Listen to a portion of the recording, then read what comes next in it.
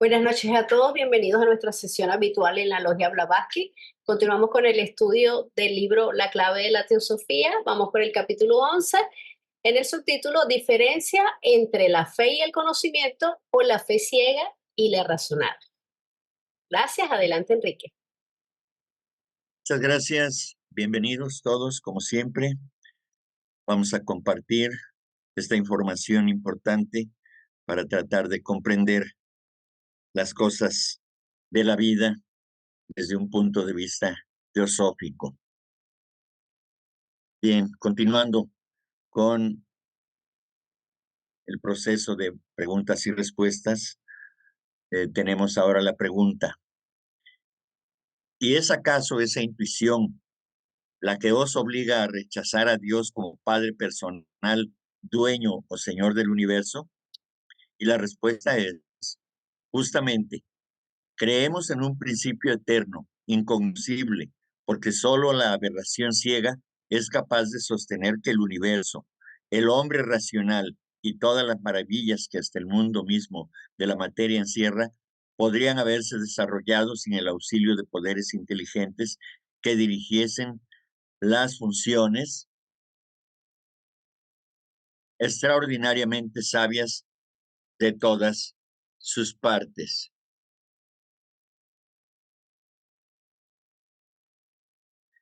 Bien, aquí nos está remitiendo a este principio eterno e incognoscible.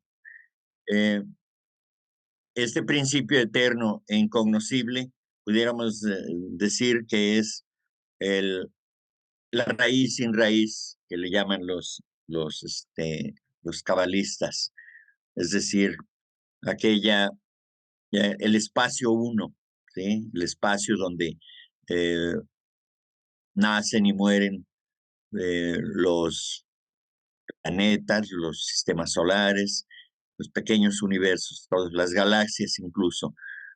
Ese es el principio eterno, universal, incognoscible, ¿sí? Y desde luego que ese universo, ese cosmos, con K, es un, es un ente viviente, es un ente que piensa. Y eso hace unas semanas eh, vi una nota periodística por ahí acerca de que los científicos están reconociendo precisamente eso, de que el universo es inteligente. Entonces, a eso se refiere. La mente, ahora traducido ya, ah, mm, ya derivado de ese principio eterno del espacio uno, de la raíz sin raíz, entonces te viene enseguida la mente universal, ¿sí? Que es Mahat, ¿sí? Entonces, todo es un concierto de un proceso mental que hasta que llega al hombre, ¿sí? Que llega hasta la capacidad de razonar del hombre, y es entonces que estamos en este punto precisamente tratando de encontrar respuestas precisamente a esto que muchos nos hacemos las preguntas acerca de qué, de quién es Dios, o que si Dios puede ser un Dios personal o un Dios extracósmico o, o un Dios caprichoso, etcétera. Esto viene explicado más adelante y vamos a hablar de él. Bien, seguidamente dice: ¿puede la naturaleza errar y sucede a menudo en sus detalles y en las manifestaciones externas de sus materiales, pero jamás en sus causas y resultados internos? Los antiguos paganos tenían respecto a esta cuestión opiniones mucho más filosóficas que los filósofos modernos, sean agnósticos, materialistas o cristianos, y a ningún escritor pagano se le ha ocurrido jamás hasta ahora sentar la proposición de que la crueldad y la compasión no son sentimientos finitos y pueden, por lo tanto, ser atributos de un Dios infinito. Esto es una contradicción, porque si hay un Dios infinito, eh, precisamente, eh, hay cosas que nosotros podemos eh, visualizar y que temporalmente podemos ver que desaparecen, como son nuestras propias formas. Pero la esencia de, de esas formas, esa no desaparece, porque por muy burda que sea la materia, por muy densa que esté, ahí siempre está el espíritu universal, el Dios que está presente en todo, esa divinidad con su energía, esa esencia divina está en todo, ¿sí? Bien, el autor siamés de La Rueda de la Ley expresa, como lo hacemos nosotros, la misma idea acerca de nuestro Dios personal y dice en la página 25, ¿podría un budista creer en la existencia de un Dios sublime, superior a todas las cualidades y atributos humanos? Dios perfecto, al que no afectasen el amor, el odio y los celos, permaneciendo en un estado de calma que nada pudiese alterar. A un Dios semejante lo respetaría, no por deseo de complacerlo o temor de ofenderlo, sitio por veneración natural. No sé si querrá decir sino por veneración natural, pero no puede comprender a un Dios dotado de los atributos y cualidades humanos, a un Dios que ama y odia y que se deja dominar por la ira, una deidad que ya sean los misioneros cristianos, los maometanos, los judíos o los brahmanes, los que nos la describan, no alcanzan siquiera el nivel de un hombre bueno, ordinario. Es decir, que lo que nosotros hemos recibido como herencia de los dichos de la iglesia es de que tenemos un Dios vengativo, casi humano, o mejor dicho, como un humano, que tiene sentimientos de odio y de rechazo y, y tiene ganas de castigar por las equivocaciones de los hombres. Entonces, en teosofía, a través de la ley de karma que hemos estado estudiando, pues esa propuesta no cabe definitivamente. Y no cabe pues porque eh, si utilizamos nuestro raciocinio, entonces eh, no podemos pensar en un Dios que aunque sea todopoderoso, omnipresente y omnipotente y omnisciente y demás, pues no puede estar en todo. Entonces, para eso existen todas las leyes eh, de la naturaleza, pero las leyes verdaderas, las leyes eternas, no las que hicieron los hombres, sino las leyes divinas. Y eso es lo que estamos estudiando en este libro, precisamente. Entonces, eh, todas estas manifestaciones de la divinidad, pues son el ejemplo claro de que a través de las leyes nosotros podemos dirigir, encauzar nuestros pasos por la vida, pero no pensando en que Dios nos castiga. Somos nosotros mismos los que, eh, debido a nuestros errores, nuestras acciones erradas, nos ponemos frente a las leyes y las leyes eh, proceden, se ejecutan de manera natural. No es necesario que se estén fijando. Uno es quien se pone en esa rueda de las leyes y entonces se enreda uno ahí y es el caso en el que estamos ahora precisamente. Entonces, eh, no puede haber un Dios que ama y que odie. Dios, si pudiéramos decir, hay que despersonalizarlo y aunque es todo amor, y aunque es todo justicia, y aunque es todo poder y todo conocimiento, no se involucra, vamos a decir, de manera personalizada en los asuntos de la humanidad. Hay un plan, y hay jerarquías que están relacionadas con la humanidad y son las que se hacen cargo de aplicar o de hacernos entender que estamos inmersos en, en un conglomerado de leyes que debemos respetar y que si las violamos, pues hay consecuencias. Entonces, eso es lo que hay. Tiene que ver con la evolución, tiene que ver con con la fe razonada y con la fe ciega.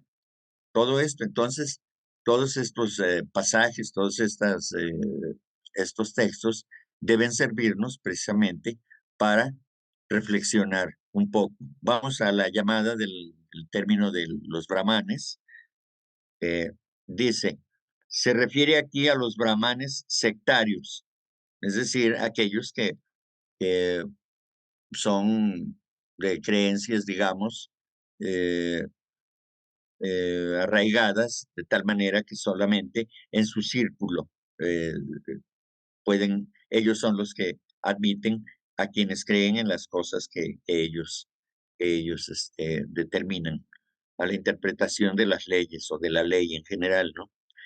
El Parabrahma de los vedantinos es la deidad que aceptamos y en la cual creemos, es decir, en la raíz sin raíz, ¿sí? Lo que está más allá de nuestra comprensión a través de nuestra mente, por muy elevada que sea nuestra mente o muy desarrollada que esté.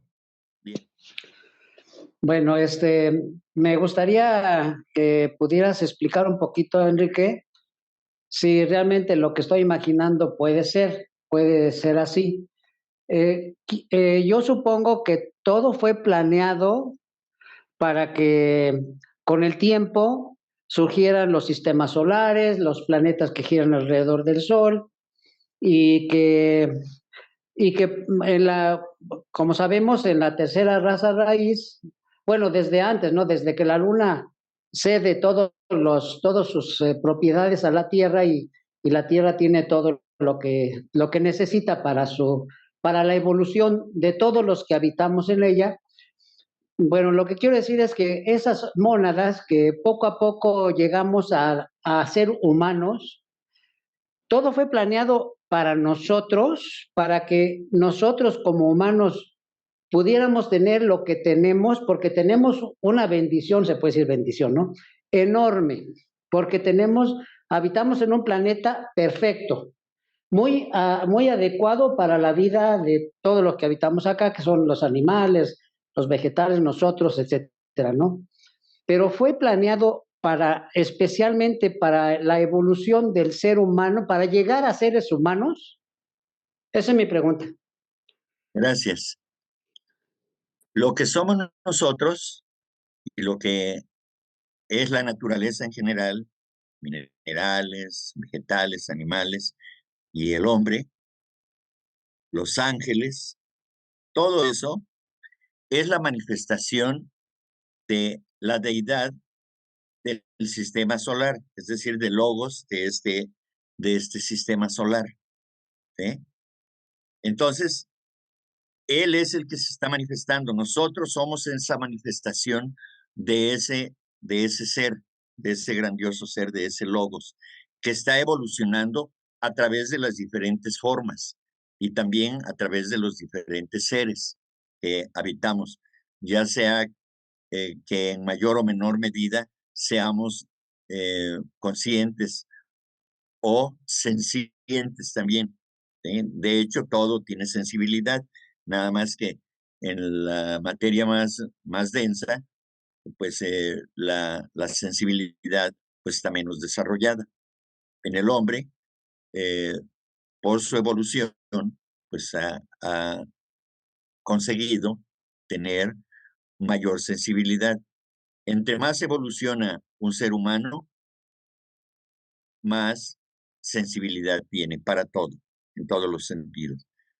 Bien, entonces, sí, efectivamente, hay un plan, lo que se llama el plan divino. El plan divino incluye la evolución y todas las otras leyes, la ley de karma, la ley de reencarnación, de lo que estamos hablando ahora, pero sí, definitivamente hay un plan y dentro de ese plan están las leyes y dentro de esas leyes está el ajuste que tiene que tener el hombre frente a las mismas. Entonces, efectivamente, todo ha sido planeado, no efectivamente, no tal cual para la humanidad.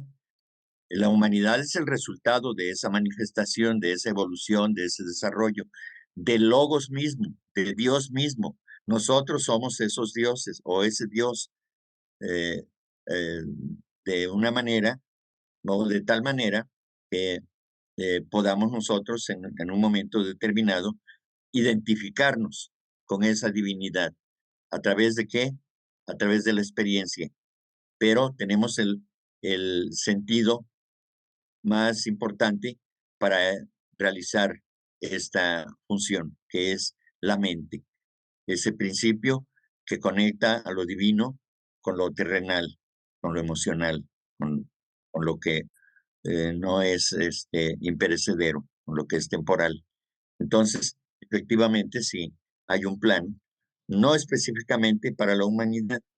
Ahora, en este momento, pues sí, todas las miradas, no solamente de del sistema solar, sino más allá del sistema solar, eh, dado que el sistema solar está hermanado con otro sistema solar y con otras constelaciones y demás, o con constelaciones que tienen que ver precisamente con el desarrollo de la humanidad. Recordemos que en los en el primer capítulo de la Biblia se habla de de la creación de los animales, pero la doctrina secreta dice que se refiere a los animales celestes, los animales que vemos en las constelaciones. ¿Sí? Ya hablábamos en otras ocasiones de que si salimos del espacio, de la atmósfera terrestre y avanzamos, las figuras como la constelación de Orión, la del Toro, todas las figuras de los animales de la rueda zodiacal, ahí ya no existen. Por lo tanto, también esas constelaciones que le dan forma a los animales y tienen un simbolismo, también fueron creadas precisamente con relación al desarrollo de la evolución del planeta, con sus humanidades o con su humanidad y todo lo que contiene este planeta para su evolución, todo. Todo tiene que ver con eh, galaxias y constelaciones y estrellas y demás, estrellas binarias o sistemas binarios o estrellas solitarias. Recordemos, por ejemplo, que se dice en la doctrina secreta que este, el ojo del Señor de la estrella polar está puesto precisamente en, en la isla eh, sagrada de donde habitó la primera raza. Y hace unas semanas, un hermano muy querido, hablando de eso en lo personal, de manera privada, pues decía, ¿no? Porque en la doctrina secreta se habla de que la, la única tierra que nunca se mueve de su lugar, pase lo que pase, es el continente que ocupó la primera raza. Y entonces una reflexión muy atinada de este hermano es en el sentido de que no hay tal tierra firme en el globo, porque recordemos que la primera raza era física, no fue física, sino que era etérea. Por lo tanto, una región del espacio que corresponde a la Tierra, seguramente ahí está esa isla imperecedera que le llaman, ¿sí? ¿Por qué? Porque ahí se va a regresar, es el origen de la raza humana y ahí se va a regresar. Y yo creo que también en los planos sutiles. Entonces, es una larga historia. Sí, oye Enrique, lo digo más que nada porque el eje de inclinación de la Tierra es impresionante que exista esa inclinación porque de otra manera no tendríamos estaciones. Entonces, son cosas tan adecuadas para los que habitamos aquí en el planeta que digo, me sorprendo mucho de esa maravilla de que todo está exactamente para que para que nosotros tengamos gozo, digamos, ¿no? Nada más, gracias, Enrique. Sí, gracias. Sí, el plan es perfecto. El plan divino es perfecto. Ahorita que te escuchaba, con respecto a logos, al principio inteligente, a las leyes universales y cómo nosotros somos una manifestación de ese absoluto. Una idea que siempre a mí me ha ayudado es pensar, por ejemplo, tal vez por analogía, lo que sucedería si nosotros como humanos viéramos a una colonia de hormigas, ¿verdad? Y las viéramos. Desde mi perspectiva, en mi estado de evolución, pues yo soy consciente de esas hormigas, e incluso puedo estudiarlas y saber qué hacen, o tal vez hasta estudiar cómo se comunican y cómo construyen sus casas, y hasta tal vez pudiera estudiar científicamente, su periodo de vida y todo eso. Y desde el punto de vista de la hormiga, desde su estado evolutivo, seguramente ella ni siquiera está consciente de mí. Ella ni siquiera está consciente de que yo la estoy observando, estudiando, etcétera, etcétera. Entonces, así nosotros como hombres y para arriba, seguramente nosotros estamos tratando de quebrarnos la cabeza en este estado evolutivo en el que estamos por entender todo lo grande y lo metafísico que está arriba de nosotros, todo lo divino, ¿verdad? Ujú. Pero pues no tenemos idea, tratamos de hacerlo, pero nuestro estado evolutivo es muy poquito lo que podemos atisbar de toda esa grandeza y toda esa maravilla que está divinamente, metafísicamente, ocultamente arriba de nosotros, ¿no? Y digo arriba por hacer la analogía de lo superior, ¿verdad?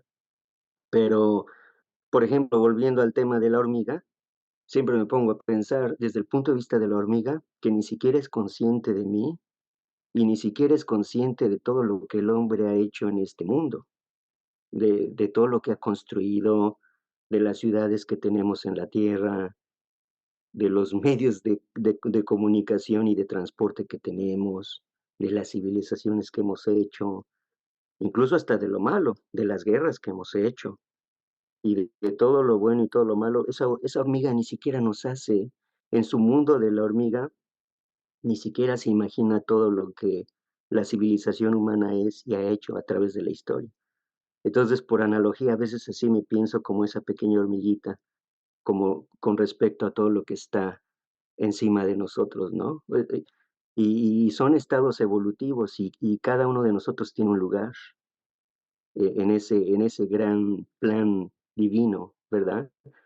Y tratando de entender lo que dice nuestro hermano Salomón, todo es perfecto, y lo que dices tú, todo es perfecto en su lugar, ¿verdad? Porque hay un propósito para todo eso, así es como me lo imagino. Y otra idea que también quería compartir es cuando nos hablas de logos y de cómo todos nosotros somos una manifestación de ese logos. Nosotros mismos, igual, tal vez aplicando un poquito de analogía, nosotros mismos somos un universo en sí, porque una vez un hermano dijo, y creo que tiene toda la razón, si fuéramos conscientes de todos los seres vivientes que incluso viven dentro de nuestro cuerpo, hablando de todas las células, los trillones de células que componen nuestro cuerpo humano, y las bacterias, las buenas y las malas, que están, por ejemplo, en nuestro estómago y que incluso nos ayudan a digerir la comida, o nos hacen enfermar cuando se rompe el equilibrio. Pero si fuéramos conscientes de todo eso, somos nosotros un universo en sí, que consciente o inconscientemente los estamos ayudando a evolucionar a todos esos pequeños seres que otra vez ocupan un lugar en el universo, ¿no? Pero con respecto a ellos, nosotros somos su universo y ellos viven en nosotros y en nosotros están evolucionando. Entonces considero que todo es cuestión de perspectivas, ¿verdad? Es lo que quería decir, Enrique. Gracias. Sí, muchas gracias. Sí, efectivamente, todo es perfecto. El plan divino es perfecto. Eh, y hablando las células, ¿no? Y de las moléculas atómicas y no atómicas que componen nuestro organismo. Pues cada una de esas moléculas, cada una de esas células, también es otro universo de partículas mucho más pequeñas, y así hasta el infinito. Cuando hablamos acerca de los elementales, se nos dice que hay elementales que pueden, digamos, eh, pasar a través de una partícula elemental, y que esa partícula elemental que pasó a través de esa partícula, también, a su vez, es traspasada por otra molécula más pequeña, desde luego elemental, y así hasta el infinito. Eso es lo que dice Blavatsky. Entonces, pues precisamente es eso que no conocemos. Somos tan ignorantes que la ignorancia nos vuelve arrogantes.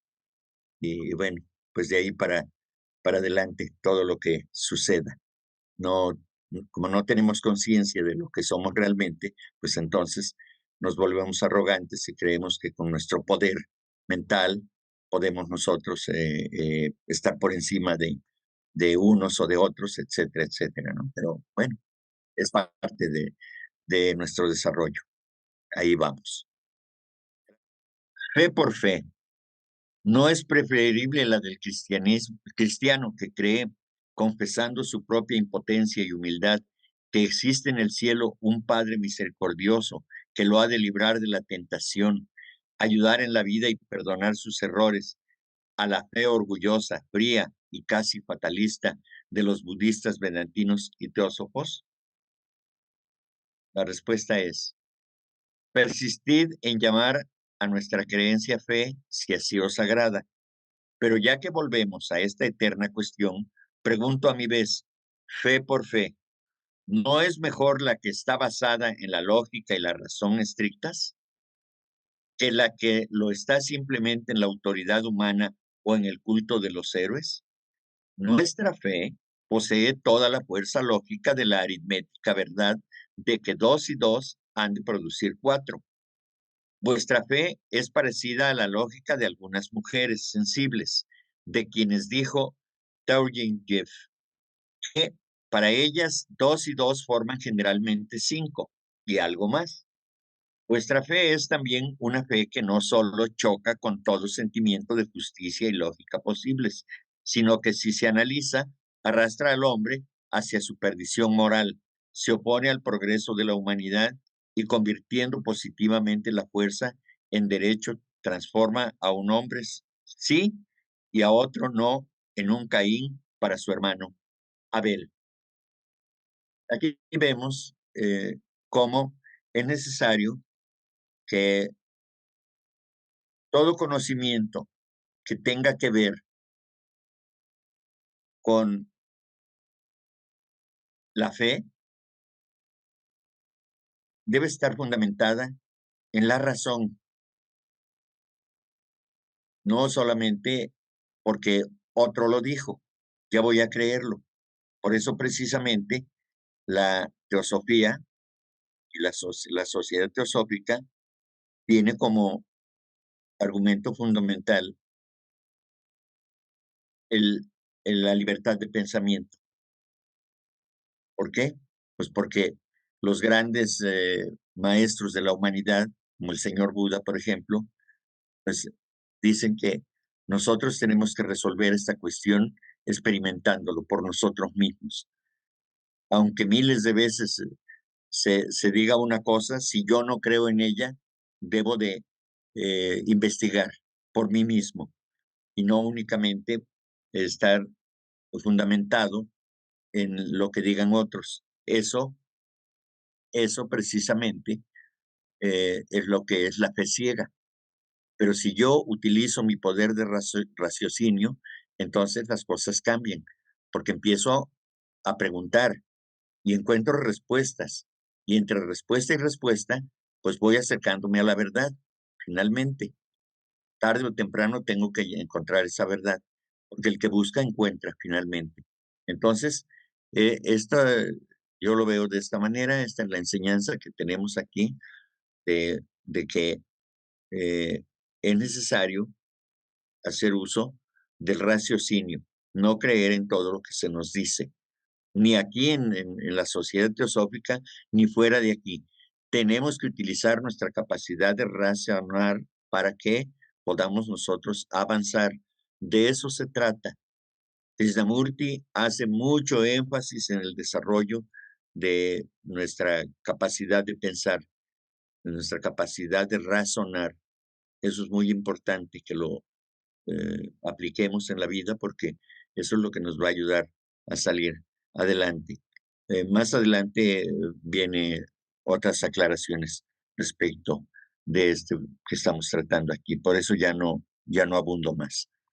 Bien, Gracias, hermano Enrique. Buenas noches a todos. buenas noches. A mí me parece que esto que nos acaba de explicar a partir de la lectura es fundamental, y sin embargo yo tengo un comentario que obviamente pongo a la consideración de todos, y es que yo creo que también hay un aspecto intuitivo de nosotros cuando arribamos a la teosofía.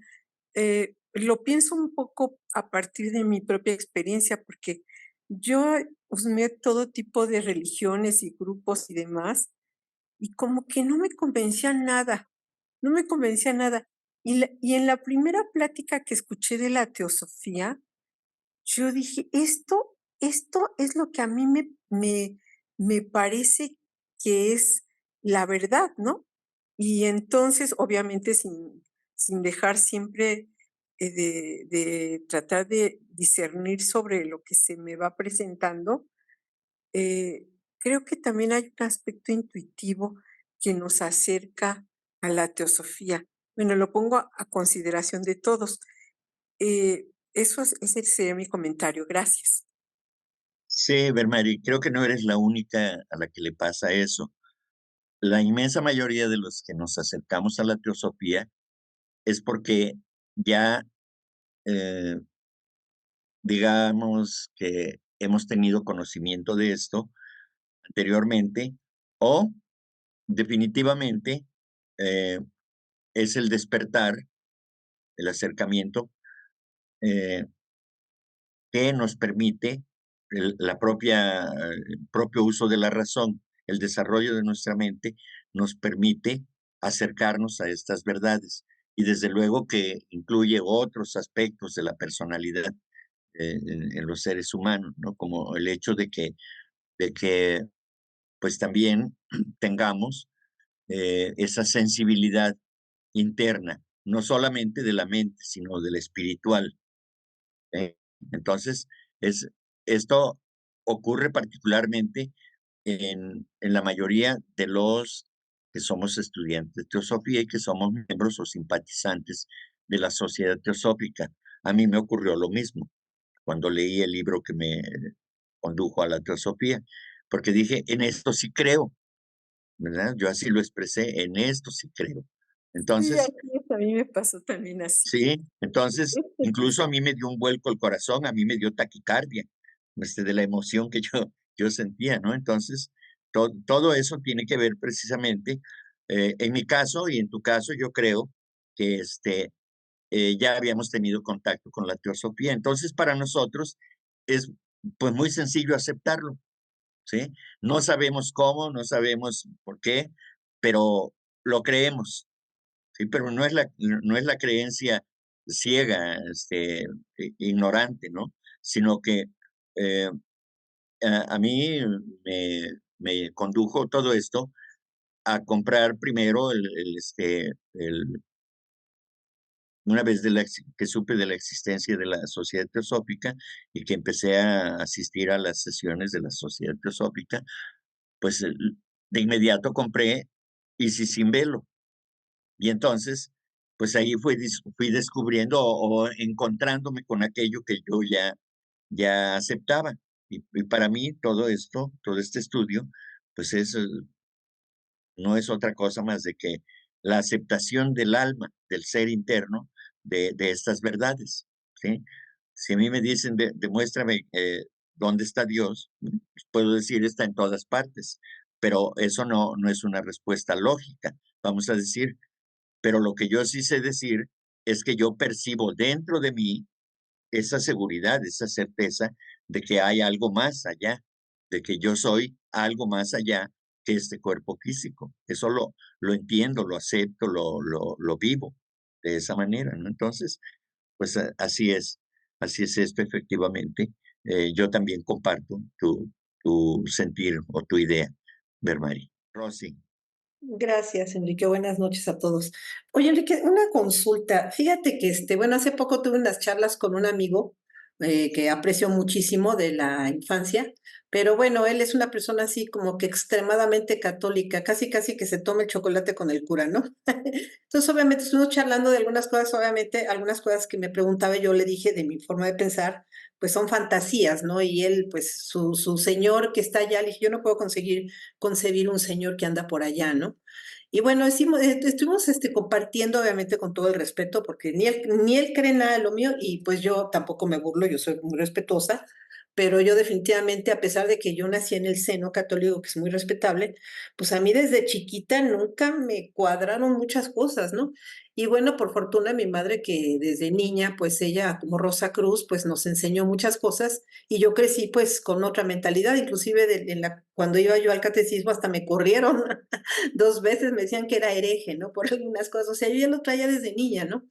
Y de todo lo que aprendí con mi tía Dora, que era teósofa, bueno, pues yo dije, hasta aquí me quedé, ¿no? Es lo que yo quiero. Pero una pregunta, yo sé que tú eres católico y si alguien te pregunta, bueno, ¿en qué crees? ¿Tú qué dirías? Como miembro de la Sociedad Teosófica, no somos exactamente religiosos, sino nosotros, yo me considero, o sea, cuando me preguntan, yo digo, pues yo soy más filósofa y me siento más, me considero más que religiosa, pues yo busco la espiritualidad de otra forma, ¿no? Pero ves que decía la pregunta anterior algo de la creencia, ¿no? Que le decían, ¿es tu fe o qué es?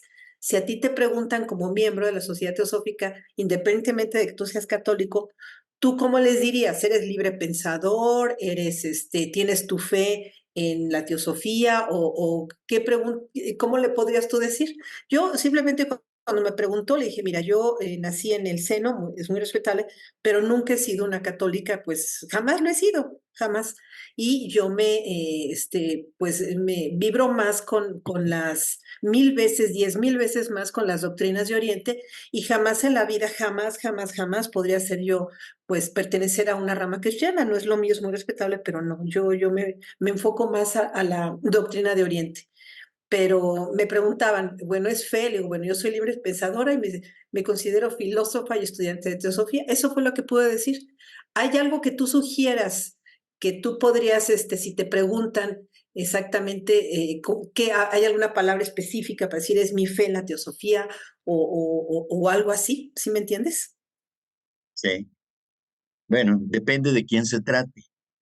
Si como es el caso que estás presentando, si se trata de un católico que tú sepas que va a ser radical, pues entonces no hablo del tema, simplemente, y ya, porque, porque tú mismo estás diciendo que él no se movió de su creencia y tú Claro, tampoco. Y exacto. entonces, ¿quién se benefició de eso? Yo No, creo que no. ninguno de los dos. Entonces, pues hay que evitar ese tipo Claro, de... sí, no, yo nunca, ya es muy respetable todo, ¿eh? es muy respetable lo tuyo, lo mío, la amistad siempre será, y por eso Sí, sí, siempre se sí, recomienda nunca hablar ni de religión sí, ni política con la gente, sí, no. solamente con quien tú tienes, pues esa afinidad de poder compartir como con ustedes, que yo me siento como pez en el agua con todos ustedes, porque sentimos lo mismo, viviremos lo mismo, somos buscadores de lo mismo, y bueno, pero alguien alguna vez en tu familia te preguntará, entonces yo lo único que digo, le digo, yo soy filósofa y párale de contar. Y libre No, pensador, hasta ahí lo dejo. No sé no, si bueno, esté correcto no, para, bueno. Pero depende del entorno, depende de la persona que esté enfrente de nosotros, ¿no? Por supuesto que yo me pasé mediodía platicando con un familiar que me preguntaba, terminó por decir, es que esa teosofía tiene respuestas para todo. Pues sí, bueno, pues así, no hubo discusión, simplemente me preguntaba y yo le informaba. Con respecto a esto, ¿qué? Pues esto y esto y esto. Pero eso choca con esto, pues sí, pero eso también tiene una explicación, se puede interpretar. Entonces, así es. Ahora, si nos referimos al término católico, pues son más católicos los que estudian teosofía que, que los que se dicen católicos, porque el término católico quiere decir universal, Es ¿sí? correcto. ¿Sí? Entonces, si nosotros creemos que somos eh, una entidad del universo, que somos universales, que no somos ni de este país ni de este planeta solamente, sino que somos paseantes del universo o habitantes del universo en general, pues entonces, en ese sentido, somos más católicos los que estudiamos teosofía que aquellos que se asumen como tales, ¿no? Es más, la inmensa mayoría de quienes están en el catolicismo no saben lo que significa el término católico, ¿no? Entonces, por eso precisamente es lo que decíamos, el uso de nuestra mente, el uso de la razón, no, nos permite ir más allá, ir buscando todo esto, ¿no? Por eso es tan importante que aquí esto de la fe que estamos viendo precisamente se aclare. ¿Qué significa la fe ciega y qué significa la fe razonada? La fe razonada, obviamente, que es la que está llena de información. Es una fe informada, eso. ¿Por qué? Porque el raciocinio nos llevó precisamente a poder comprender eso que se llama fe precisamente. Entonces, la fe es el conocimiento que nos da certeza de que hay algo que es real, que es inmutable, que es imperecedero, que es eterno y que está ahí. Eso es la fe razonada, ¿sí? A través de estos estudios precisamente, porque hay comparación precisamente con Gracias, otros, Enrique. con otras Exactamente. fees, otras creencias. Ujú. Exacto. ¿Ok? Y además hay que experimentarlo, ¿no? Como dice Así es, la maestra Blavatsky, no me creas, experimentalo y vívalo y es así. Se tiene sí, que así es. experimentar para que seamos conscientes de que esa fe es razonable. Gracias. Sí, Considero que la práctica es creo que nos tenemos que enfocar mucho, mucho en la práctica para no caer en el dogma, ¿no? O tratar de no caer en el dogma, porque es bien fácil caer en el dogma y decir, esto es así porque lo dijo la señora Blavatsky, ¿no? O esto es así porque lo dijo el Buda, o esto es así, y nos pasaba lo mismo cuando estábamos en la religión, ¿verdad? Y del sacerdote nos decía, esto lo tienes que creer porque así lo dice el credo, o así lo dice, o así lo dijo Jesucristo, o así, y lo creíamos ciegamente, ¿no? Pero, por ejemplo, cuando tratamos de estudiar de las cartas de los Mahatmas, por ejemplo, y nos dicen toda la grandeza que tenemos por descubrir, que tenemos por descubrir el mundo oculto, metafísico, eh, ellos que ya han venido, digamos, han descendido de esa escala evolutiva más alta y que nos vienen a explicar cómo es allá, nos inspiran, ¿no? Pero para que ellos hayan llegado a esas alturas, tuvieron que pasar por muchas prácticas, tuvieron que caerse y levantarse y volverse a caer y volverse a levantar 1000 veces, ¿no? Un instructor de meditación que tenía decía: "¿Cuál es la diferencia entre nosotros y los maestros?". Y nos quedamos callados, y tal vez pensábamos qué responderle, y decía: "Pues, la diferencia es que los maestros se han caído 1000 veces, ¿no? Han errado 1000 veces, pero se han levantado 1000 veces". Y pues sí, o sea, son estados evolutivos de nuevo, ¿no? Pero lo que quiero decir es, por ejemplo, o incluso un concepto que a menudo manejamos, por ejemplo, la intuición, ¿verdad? En Teosofía se nos dice, tenemos que ser intuitivos, ¿no? Tenemos que esforzarnos por desarrollar nuestra intuición. Es muy difícil, ¿verdad? Lo leemos en los textos, lo leemos en los libros, y al menos en lo personal, todavía estoy en un nivel donde todavía es mucho más intelectual, o creo que es intelectual más que práctico. Entonces creo que tratamos de romper esa barrera, de realmente empezar a sentir y empezar a experimentar y a practicar con esa intuición, con ese Siri, vamos a decirlo así, y ponerlo al servicio de los demás y de mí mismo y de los demás, ¿no? Pero no va a suceder fácilmente, requiere de mucha, mucha, mucha práctica, también como la meditación. Pero, y lo hemos escuchado de otros hermanos y en otras conferencias, ¿no? Todo inicia en un ejercicio intelectual. Leemos libros, se nos quedan las palabras bellas, las sentencias bellas de los textos teosóficos, y ese es un nivel, ¿no? Tenemos que empezar por algo. Y el segundo nivel sería, bueno, esforzarnos en practicar, en practicar, en practicar, en practicar, pero es otra vez. Por eso se nos dice que esto nos va a llevar muchas vidas, ¿no? Ningún Buda se ha iluminado en una sola vida, ¿no? Entonces, pues nos queda para mucho rato, pero tenemos que disfrutar el camino y creo hacer más énfasis en la práctica. Bueno, yo al menos lo trato de hacer. No es nada fácil, pero ahí como me doy a entender, lo trato de hacer.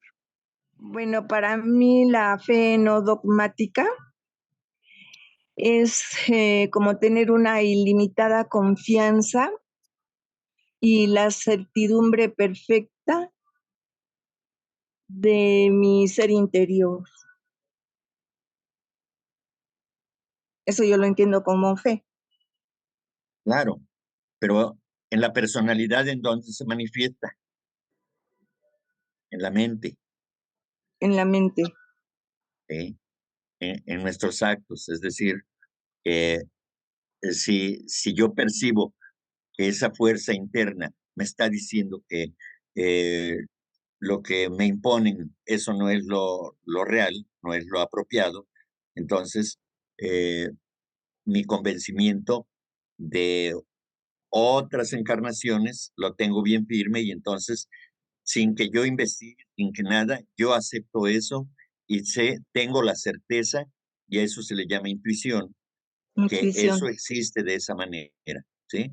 Porque ya es otro nivel, ya tenemos contacto con ese, aunque sea lejanamente, pero hay un atisbo ya de esa conexión, la intuición. Vemos que la intuición es el poder de la razón pura, ¿sí? O sea, ya se aceptan las cosas porque ya se conocen, ¿sí? Ok. Así es. Bien, Gracias, gracias. hermano. Gracias, Isabel. Gracias.